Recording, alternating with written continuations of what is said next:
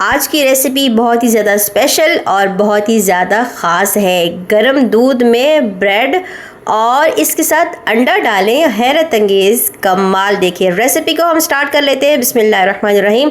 सबसे पहले यहाँ देखिए मैंने एक बड़ा सा बाउल ले लिया है और इसमें डालेंगे हम 3 अदद अंडे। पूरा अंडा आपने डाल देना है, जर्दी भी सफ़ेदी भी सब डाल देना है। इसके बाद हम इसमें डालेंगे जी चीनी हम डालेंगे तकरीबन आधा कप और इसको अच्छे तरीके से हमने फेंट लेना है। इतना फेंटना है कि चीनी हमारी अंडे के साथ अच्छे से मिक्स हो जाए। आज की रेसिपी बच्चों की बहुत ज़्यादा फेवरेट है, बड़ों की बहुत ज़्यादा फेवरेट है और बनाने में बहुत ज़्यादा आसान है। सिर्फ़ और सिर्फ 3 मिनट में ये रेसिपी रेडी हो जाती है, तो आपने गौर से देखना है और किसी भी चीज़ को आपने मिस नहीं करना। इसके बाद क्या करेंगे, अच्छे से फेंटने के बाद हम गर्म दूध लेंगे। गरम आपने दूध तकरीबन 1 कप जो है वो इसमें डाल देना है और अच्छे तरीके से इसको दोबारा से हमने फेंट लेना है। अगर रेसिपी आपको यहाँ पर मेरी ये पसंद आ रही है तो फ़ौरन से चैनल को सब्सक्राइब कर लें, साथ में बेल के आइकन को प्रेस करें ताकि नेक्स्ट टाइम ऐसी मज़ेदार वीडियो जब भी अपलोड करूँ आप सब बहन भाइयों तक पहुँच जाए। अच्छे तरीके से हमने इसको फेंट लेना है ताकि इसमें कोई लम्स ना बने और ताकि इसमें कोई जो है ना गिटली ना बने। अच्छे से हमने इसको फेंट लिया है। इसके बाद हम क्या करेंगे, इस तरीके से वाइट ब्रेड ले लेंगे और बिस्मिल्लाहिर्रहमानिर्रहीम इसके अंदर हम इसको डिप कर देंगे।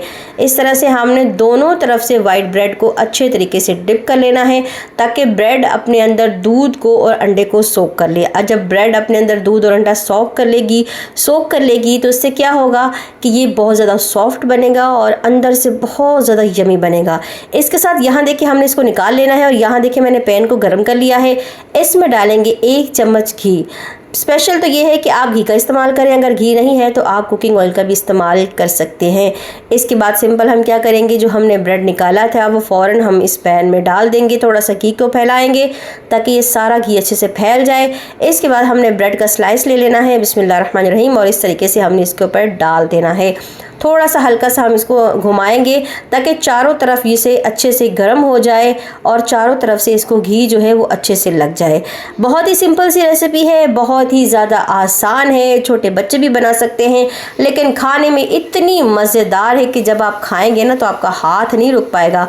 आपका पेट तो भर जाएगा लेकिन आपका दिल नहीं भरेगा। और आपको याद होगा कि बचपन में हमने ऐसी रेसिपीज़ बहुत ज़्यादा खाई हैं। किस किस ने ये रेसिपी बचपन में खाई है कमेंट करके ज़रूर बताइएगा। अच्छे तरीके से दोनों तरफ से हमने लाइट ब्राउन कर लेना है। ये देखिए बिल्कुल लो आंच पर आपने इसको लाइट ब्राउन करना है ताकि अंदर से ये कच्चा ना रहे। इसके बाद माशाल्लाह से हमारी रेसिपी रेडी हो चुकी है। बहुत ही ज़्यादा मज़ेदार है, बड़ी ही इंटरेस्टिंग है। एक दफ़ा इसे ज़रूर ट्राई करके देखिए और जो इसको ट्राई कर चुके हैं वो अपना प्यारा सा फीडबैक दें और अपनी प्यारी सी स्टोरी भी बताएं कि आपने ये कब खाया था और किसने आपके लिए बनाया था। तो अपना बहुत सारा ख्याल रखिएगा। अल्लाह हाफिज़।